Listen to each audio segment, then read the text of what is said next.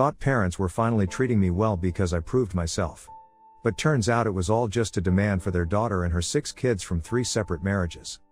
I grew up knowing I wasn't the favorite kid.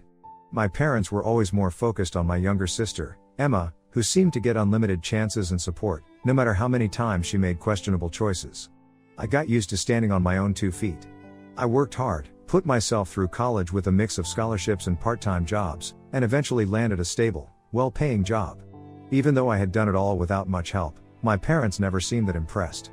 For years, I tried to brush it off and keep going, believing that someday they'd respect me for being independent. Meanwhile, Emma's life was a roller coaster. She married young, and her first marriage ended after 2 years when her husband cheated.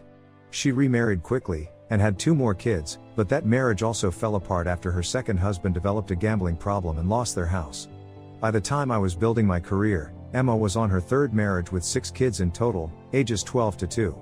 Her current husband works part-time as a delivery driver and is trying to start his own business, but they're struggling to make ends meet. My parents have always been there to bail her out, paying for things here and there, always coming up with excuses for why she needed just a little more help. For a while, I was too busy focusing on my own life to get caught up in Emma's chaos. But then, I started noticing a change in how my parents treated me. They became more attentive, reaching out more often, praising me for my career, and inviting me over for family dinners. I thought maybe they were finally proud of me. Part of me had been waiting for this for years, and I guess I was willing to believe they were turning a corner. Last month, they invited me over for dinner. At first, everything felt normal. We talked about work, and caught up on small family news, and for a moment, I almost felt like part of the family in a way I hadn't before. But then the conversation shifted. They began talking about Emma, saying how hard it was for her to raise 6 kids on a single income, how my parents had done everything they could to help but were running out of resources. They went on about how lucky I was to have a good job and a steady income, how I had no one relying on me, and that I was in a position to give back to the family. Then came the bombshell. They wanted me to step up and take care of Emma financially. They had a whole plan worked out. First, they wanted me to buy her a new 5-bedroom house because her current rental was too cramped for a family of 8. They wanted me to set up college funds for all 6 of her kids, which, as they pointed out, would really only be fair since I was the one who could afford it. They wanted me to provide a monthly allowance of $5,000 to cover basic necessities and give her seed money to start a mommy blog business. In total, they expected about $2 million up front and then ongoing support. I sat there, completely stunned. This wasn't some small favor they were asking for, this was a lifetime commitment, essentially treating me as Emma's financial safety net. I realized in that moment that their recent kindness wasn't because they finally valued me as their son, it was because they saw me as a walking ATM for Emma. I told them that while I was willing to help with occasional small expenses or in case of emergencies, I wasn't comfortable taking on such a massive financial responsibility. At that point, the calm, we're all family talk flipped entirely. My mom started crying, saying I was abandoning family when they needed me most, and my dad outright called me selfish and ungrateful. They said I was showing my true colors and that they were disappointed in the person I'd become. The dinner ended with them storming out. I thought that might be the end of it, but I was wrong. Within hours, Emma started bombarding my phone with texts, accusing me of ruining her children's future. She even had her kids send me messages saying things like "Uncle doesn't love us anymore." It was overwhelming, so I blocked their numbers after a while. I couldn't believe the situation had spiraled this far, all because I refused to bankroll my sister's life. The next day, my grandmother, my dad's mom, called me out of the blue. Apparently, my parents had been going around telling the whole extended family that their successful son was going to take care of everything for Emma before they even asked me. They'd painted this picture to everyone about how Emma was moving into a big new house, how all her financial worries would be over, and that I would be the one providing her with everything she needed. Now that I'd refused, they were facing a massive wave of embarrassment, as the family expected me to come through based on my parents' premature bragging. My grandparents were horrified when they found out the full story. They'd always assumed that Emma's lifestyle was supported by her various husbands and that my parents helped out by choice, not because they'd run themselves into debt supporting her. They were so upset by my parents' behavior that they're now threatening to cut my parents out of their will. They told me they'd rather leave their estate to me and my cousins, who actually work hard and don't take advantage of others. As this whole mess started circulating through the family, I began hearing from relatives who reached out in support. Some of them said they had no idea how much I'd been dealing with on my own and apologized for not seeing it sooner. My aunt, my mom's sister, even called me, saying she was sorry for not noticing how differently I was treated growing up. The family dynamics were starting to implode, with everyone choosing sides, and my parents were not handling it well. My phone started ringing nonstop again, this time with my parents alternating between angry, bitter messages and tearful voicemails. They were furious that I was destroying their reputation within the family. At one point, they left a message saying I was ruining Emma's children's lives and that I would regret this decision someday. Then they'd switch back to begging me to reconsider, saying things like, "We're family, and family helps each other." All this has left me feeling like a mess. Part of me feels guilty because I was raised to believe family comes first, and it's hard to break away from that conditioning. But another part of me is exhausted, realizing just how long I've been trying to earn approval from people who only seem to care when it benefits them. The realization stings, but I know that if I give in now, it'll only mean years of being financially and emotionally drained, putting Emma's needs ahead of my own life. Now, I'm here, turning to Reddit, because I genuinely don't know what to do next. Do I stand my ground and keep my boundaries, knowing it's the healthiest thing for me, or is there some compromise I'm not seeing? I could really use some impartial advice on this mess. Update 1. The situation with my parents and sister has turned into a mess beyond anything I could have imagined. Just a couple of days after I shared the whole story with my grandparents, they weren't bluffing about changing their will, they actually went through with it, contacting their lawyer almost immediately to make sure my parents would be removed from their inheritance. My grandparents have always been the quiet, keep the peace type, so this wasn't just shocking, it was unheard of in our family. But apparently, this situation with my parents and their years of favoritism toward Emma was the final straw. My grandparents also took things a step further and called a family meeting to set the record straight. They arranged it over call so that everyone could attend, including me, even though I live further away. They wanted everyone to understand exactly what was happening, and, from what they hinted, I had a feeling they were going to say some things I didn't even know myself. The meeting included a few aunts, uncles, and cousins, basically anyone who was close enough to be affected by all this. When the meeting started, my grandparents didn't waste any time. They immediately revealed that over the past several years, they had been sending my parents substantial amounts of money to help both me and Emma with our education and future plans. In total, they'd given my parents more than $200,000, assuming it would be split between Emma and me to support us equally. I was speechless. I'd worked my way through college with scholarships, student loans, and multiple part-time jobs, struggling to balance work and classes while Emma seemed to live on a different planet, barely lifting a finger, constantly being bailed out of every bad decision. All those years, I'd been doing everything on my own, while my grandparents had been sending money that I never saw a cent of. My grandparents were furious. They had assumed the money was helping both of us, but now that they knew how my parents had been using it, they felt completely betrayed.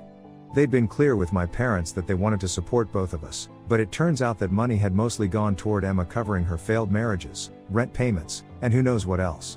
They demanded a full accounting from my parents on how every dollar had been spent, threatening to involve lawyers if my parents didn't comply. For a family as private as ours, this was an unthinkable move, but I could see they'd been pushed to their limits. On top of that, my grandparents announced that they would be setting up trust funds for each of the grandchildren, including Emma's 6 kids. But they made it clear that this money would be professionally managed by an outside trustee and could only be used for specific things, like education or healthcare. It was obvious they didn't want my parents or Emma getting anywhere near these funds, which felt like a huge relief. At least I knew Emma's kids would have a shot at a stable future without my parents draining those accounts for other things. After the family meeting, everything exploded.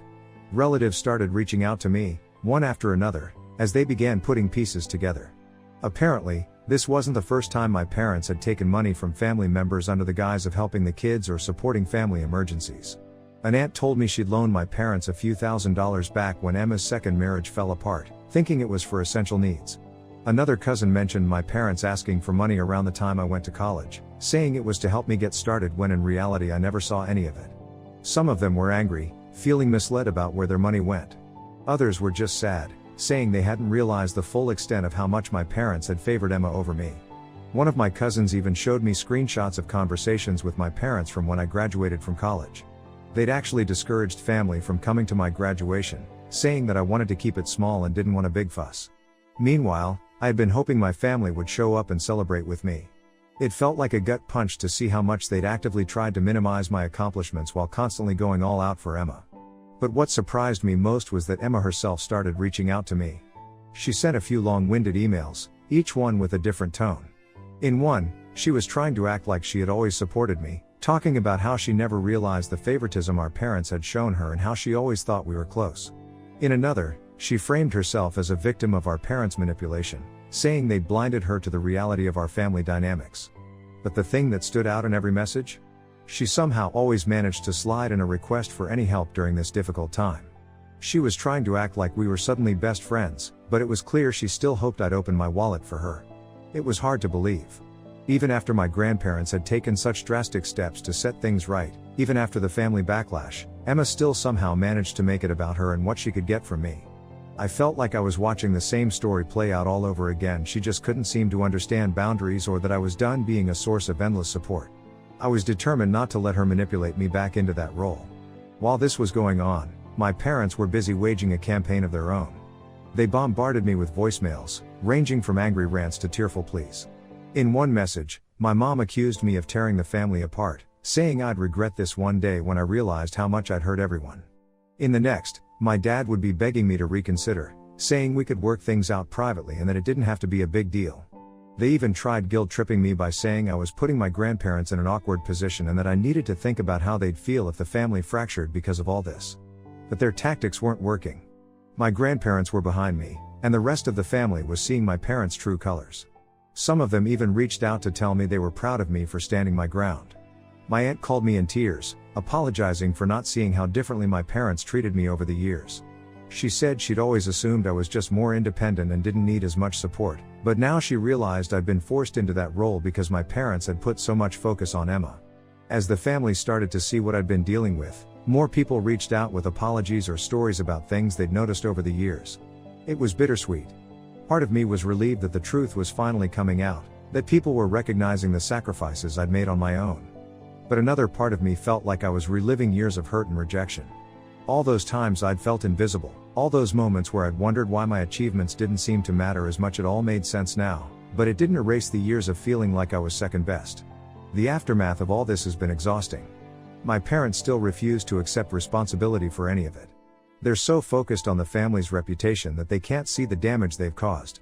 To them, this is just another argument that I should let go of for the sake of peace, and they're desperate to keep this whole situation under wraps. But I don't feel guilty anymore for standing up for myself. I think I'm finally seeing how important it is to set boundaries, even with family. If I give in now, it'll just mean more years of being used and taken for granted. For the first time, I feel like I'm in control of my own life. My grandparents have assured me that they'll handle my parents if they try to push this any further. They've made it clear that they don't want me to feel pressured, and they even told me that if my parents try to keep stirring things up, they're prepared to take additional steps to protect me. Just knowing that I don't have to go through this alone has made a world of difference. Now, I'm left wondering what family even means at this point. All these years, I thought being a good son and brother meant putting everyone else first, sacrificing my own needs to make sure everyone else was okay. But now I realize that there's a limit, and family isn't supposed to make you feel like an ATM or ignore your own happiness just because it's convenient. As everything continues to play out, I'm staying firm in my decision, but there's a part of me that wonders if I should be doing something more or handling this differently. I'd really appreciate any advice on how to move forward. There's still so much to process, and I'm trying to take things one day at a time. Update 2. Just a couple days after my grandparents made their big announcement about the will, my parents finally broke their silence. Instead of apologizing or admitting they might have gone too far, they sent a long, carefully crafted email that tried to justify every decision they'd ever made. They didn't just defend favoring Emma, they practically celebrated it, calling it an investment because Emma, according to them, had always been more family-oriented. Meanwhile, I was described as independent and career-focused, which to them apparently meant I didn't need as much support. They went on to explain that their request for me to step in and fund Emma's life wasn't about money at all. They saw it as balancing things out, helping Emma have the same advantages they felt I'd had on my own.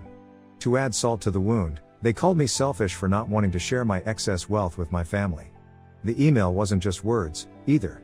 They attached a list, itemizing everything they claimed they'd ever spent on me versus on Emma. I'm talking about everything, even childhood essentials like food, clothes, and housing. For Emma, they listed her wedding expenses, house payments, and even things like therapy after her divorces. They even included a line about Emma's emotional support during her teenage years, value incalculable. It was so outrageous that I realized they'd been thinking about this stuff for a long time, probably hoping one day they could throw it back at me. Apparently, they'd shared this email with the entire extended family too, hoping to paint me as the selfish one. But it totally backfired. Relatives who'd been neutral started reaching out to me, shocked by what they saw as an absurd attempt to bill me for basic parenting.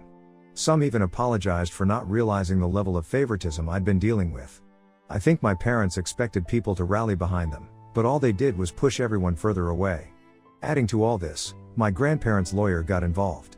My grandparents had always assumed that any money they'd given my parents over the years was being split between me and Emma for our education and other necessary expenses. Now, they were discovering that money had gone toward things like Emma's weddings and her various failed relationships. The lawyer sent my parents an official letter, demanding a full account of where the money had gone. My grandparents were ready to take this to court if needed, and honestly, I didn't blame them. They felt betrayed, and I did too. It was like a twisted web of deception that had been building for years, with me on the outside the entire time. In a weird twist, Emma's first ex-husband got in touch with me. He's the father of her 2 oldest kids, and while we'd never been close, we'd stayed civil. He told me he'd heard about everything going on and wanted to share his side of things. He revealed that my parents had pressured him into marrying Emma when she got pregnant, promising financial support as long as he went through with the marriage. I'd known their marriage was quick, but I hadn't realized my parents had been so involved. Apparently, most of the support my parents had provided came from the money they'd gotten from my grandparents, money my grandparents had assumed was going toward both Emma's and my futures. Emma's ex even apologized, saying he regretted not standing up to them and letting things spiral out of control. My parents quickly realized the email wasn't having the effect they'd hoped, so they tried to backtrack. They sent out a follow-up message to everyone, claiming the original email was written in anger and shouldn't be taken too seriously. But it was hard to believe that excuse when their email had clearly been planned out for a while. They might as well have printed and mailed it as an official document with how precise it was. Trying to take it back now only made them look even worse, and nobody bought it. Emma had been quiet for a few days after the family meeting, but then she started reaching out again. Her tone had shifted from guilt-tripping to something more desperate. She sent a few emails, hinting that she always loved me and didn't realize our parents had treated us so differently. She even tried to spin her situation, saying she'd never wanted to burden me but was in a difficult spot with her kids. Her texts got stranger, alternating between nostalgic memories from childhood and reminders of how hard things were for her with 6 kids and a struggling husband. At one point, she talked about her husband's business challenges and hinted that her kids were having trouble in school because of all the stress at home. It was hard not to feel a bit bad for Emma and her kids, but at the same time, I couldn't ignore everything that had happened. She had known about our parents' favoritism for years and had taken advantage of it while I was left to fend for myself. Now that she was struggling, she wanted me to step in and bail her out. Her emails didn't make me angry as much as they made me sad. She was my sister, and her kids were innocent in all of this, but it wasn't my responsibility to rescue her from a situation she'd helped create. More family members started coming forward with stories. One of my aunts reached out, apologizing for never saying anything when she noticed things didn't seem fair between Emma and me. She remembered moments when my parents clearly favored Emma and brushed me off, but she hadn't wanted to get involved at the time. She even mentioned that she'd once offered to help me with my college applications, but my parents had waved her off, saying I had it all under control. In reality, I was handling everything on my own, juggling school, applications, and work. My aunt said she hadn't realized just how much I'd been left alone to manage, and she felt guilty for not stepping in sooner. Family group chats became a whole new level of awkward. Relatives kept reaching out, asking if there was anything I needed or if they could support me in any way. It was strange to suddenly have all these people offering help and sympathy, especially since they'd never been this involved in my life before. I appreciated their kindness, but it was overwhelming. Part of me felt like I shouldn't need their support now. I'd already gotten through the hardest parts on my own. I mostly just thanked them, unsure of what else to say. Even my parents' closest friends started distancing themselves. A few had believed their side of the story, that I was a workaholic who didn't prioritize family. But after reading the email and hearing more details, they started seeing through my parents' excuses. Some even reached out to apologize, admitting they'd been wrong to judge me. One of them even mentioned that my parents had borrowed money from them, saying it was for family needs. They'd assumed it was for essential expenses, but now they were wondering if they'd actually been funding Emma's lifestyle. Despite everything, my parents kept pushing.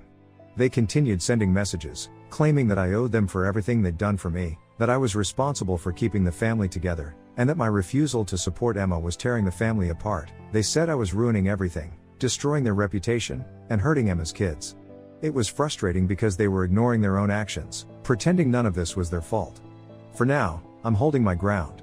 I refuse to let myself be guilted into fixing problems that my parents created or to take responsibility for Emma's choices. It's still hard to believe this is my family, that things reached a point where I have to choose between my own well-being and what they call family loyalty. It's a lot to process, and honestly, I don't know what the future holds. But for the first time, I feel like I'm standing up for myself and finally being heard. That, at least, is a step in the right direction.